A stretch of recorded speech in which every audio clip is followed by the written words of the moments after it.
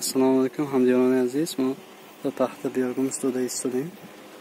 Hozir bir 70 sotix 120 kilo rasxoshida istudas.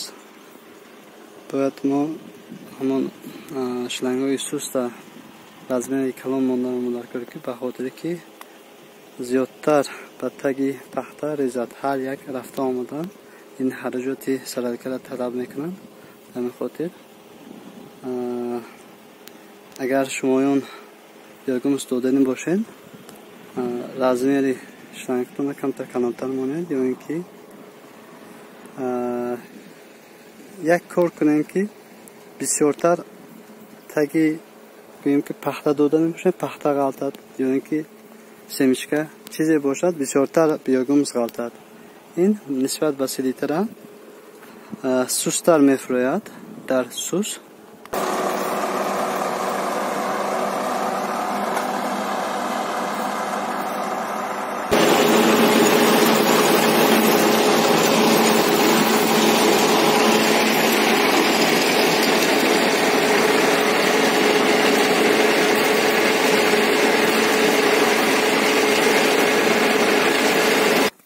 در کانال ما مهمان باشین حتما پادپیس شوید تا اینکه معلومات‌های دیگری رو تماشا کنید.